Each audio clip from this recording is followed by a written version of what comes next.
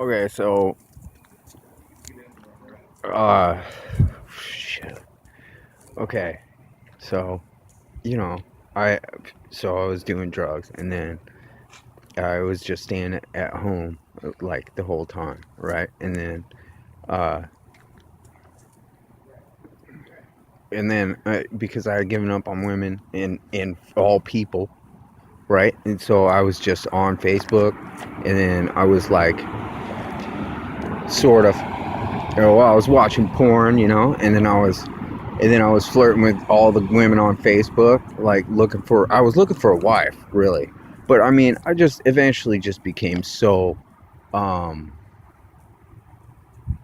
I mean, overwhelmingly depressed. I mean, like I was crying every single day and night, for like weeks and weeks and weeks. And I mean, it was just awful, you know. And then, um,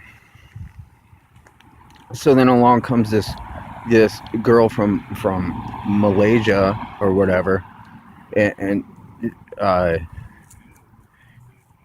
you know, and then she, I mean, right away I knew, because I mean, after all my other experience and having talked to Cisco and read her books and then, and all these other things, I mean, right away I knew, like I already knew what was going on. I mean, I already knew that Facebook was the problem too, right? And so I was just like, okay, so I know exactly who this person is and what she's trying to do. You know what I mean? And so I was like, okay, well, screw it. I'm just gonna go with it, and then then I'll have the proof. You know. So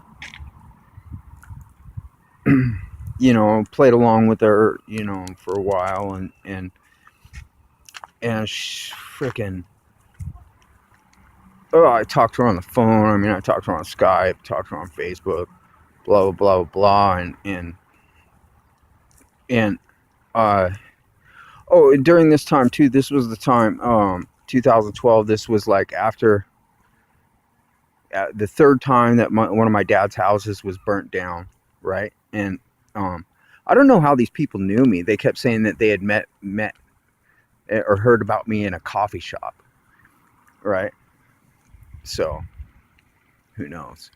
But um my houses were burnt down. There had just recently been the attempt on my son's life, and mine, by who knows what, and then when they were doing it, like one of their mom's uncles was saying hail Satan, and just like can't prove it and all these other things out there. And so like their whole thing was to have put that locust in me. But before it was the locust, right? Before the locust, I had been talking to the Malaysian agent, Julie B. Okay. And now Julie B was somebody that I had met, well, years and years ago, like 2006 on MySpace. And didn't know at a time, but was also like in the same type of group. Okay. So, okay. So while I was talking to her on Skype, I kept hearing what she would like fiddle with. It seemed like she was fiddling with the microphone. It was voice only. It seemed like she was fiddling with the microphone or something, and then I kept hearing these, uh, like, she called it interference. And then I was like, it sounded like EVP, right? And so stupidly, I like listened and I listened and I listened, to the EVP instead of what she was saying. And then it was like this voice, electronic type voice, and it was like, "Run, get your family out of town. Somebody's coming to kill you right now," and blah blah blah blah blah, right? And then so for years, I mean, there was terrible things going on, there was just, I mean, once. Okay, wait. Let's not get ahead of ourselves. So then I'm sitting in my room. This happened, like, okay, and then the Spirit of God comes in my room, right? Or Julie B is an angel, and I see her, like, physical electrical body, like she sticks her head through the ceiling and looks at me. Okay, I run outside, and then I look up in the sky and see, like, what looks like a giant harp bubble, right? Now, I'm just going by what, the knowledge that it was being spread around on the internet. So I see what I think it is. Okay, so I see this giant harp bubble in the sky, right? And then pretty soon, there's these electrical creatures coming out of it and, like, riding on the clouds and shooting across the sky. And all the clouds and the whole sky, like, go up into the bubble, right? And then they come out one at a time, and there's these, like, weird looking electrical creatures on them, right?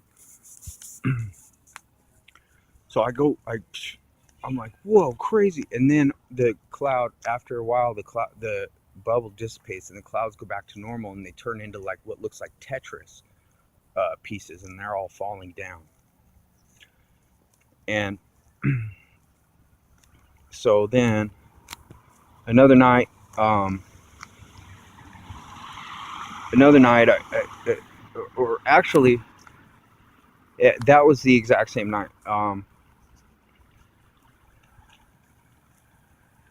I saw a drone, right? Or actually, I saw an owl, and then it turned into a drone when I shone a flashlight at it, right? And then it went back into my room, and this thing that looked like a white spider made of light came crawling right out of the wall of the RV I was in and ran across the ceiling at me, dude, and went, like, and that's when I jumped out, and I ran out, and I was on top of the roof of the neighboring RV, and that's when I seen the heart bubble. Okay, but oh man. So all right, so then I started to see wakes in the clouds, giant, like, ships, invisible ships, and it's just all kinds of different forms of cloud sculpting. I mean, there was even one point where the clouds turned into me, and it was like this, like making fun of me or whatever, and I'm, like, looking around, and then, like, Julie B had taught me, or had told me, like, that she had her head cut off in a previous life, and so there was, like, even a cloud, and that she was related to Genghis Khan and all of this. So there was even, like, a cloud that suddenly looked like a person, and then an axe man came and cut his head off, and just, I mean, and these things were just constantly going on. And meanwhile, like, I got angels and God talking to me, right? And then, like, the locusts all at the same time, right? And I'm just, like, sitting here refusing to believe that any of them are God, because I had been taught all these other things about them, and then I knew instantly. But okay, so, well, the actual talking didn't start, but one night I was sitting in my room, and I was just sitting there, I was studying my magic encyclopedia, studying what the enemy was going to do, and it was like one of these times I hadn't been talking to Julie B, and then I'm just sitting there, and suddenly, like, the wall, like, starts talking to me, and it's like, so, and it's the voice of Julie B, and she's like, so you want to sell your soul? What do you want to sell your soul for? and you know, do you want to go to heaven or do you want to go to hell? And then asked me what I wanted to sell my soul for, and then offered me all this power, and I said I didn't want any power, and we went on, and I mean,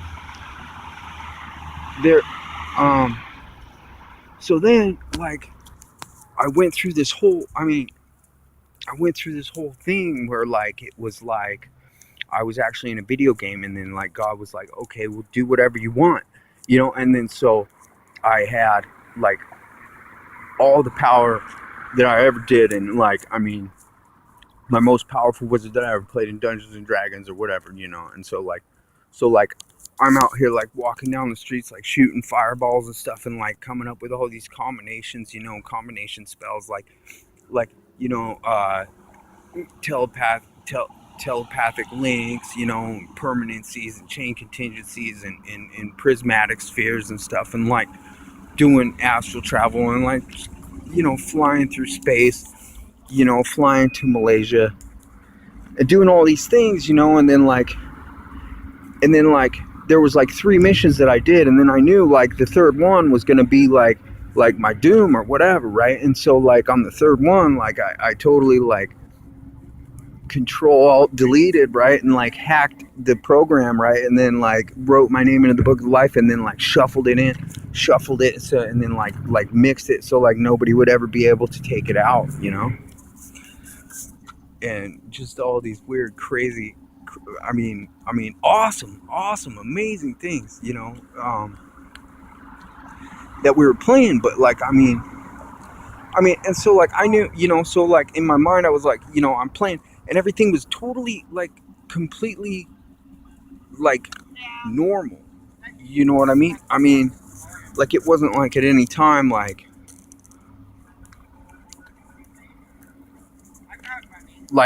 oh my god, how is this happening? It was just like, well, this is how it is,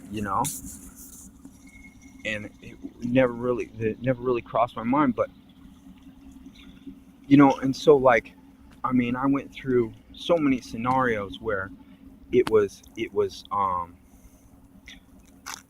MK Ultra, the microwave radio machine, freaking HARP, synthetic telepathy. Um, I went through once where I was trapped uh, in a computer program. I went through once I where the world had already ended and the earth was going to be hell, and we had accidentally forgotten me. I went through ones where I was in like in two different places at once, you know. Um, I mean, I met a bunch of werewolves that were walking around with me, um, and I saw all the orbs and all, all these other things too. But the whole time, like I refused to. Uh, I just refused to accept the myths. You know what I mean? And like I refused to believe that any of it was God, and I was always looking for God for God. I didn't want to listen to any of that, and then, like, it's just fought with him for years and years. There was times where I'd be out in the street, just screaming like, "Shut up!" Because that's all he was doing, was talking to me the whole time. Talking to me and talking to me, and and um, it's like I know now that it's like that conviction, but it's like these are the things that you really go through, and like you really feel like you want to die, you really feel like you should be destroyed, crazy stuff, dude, but it's because he's pure. And so over time, I used to cuss and everything all the time, but now I don't at all, uh, or very very rarely.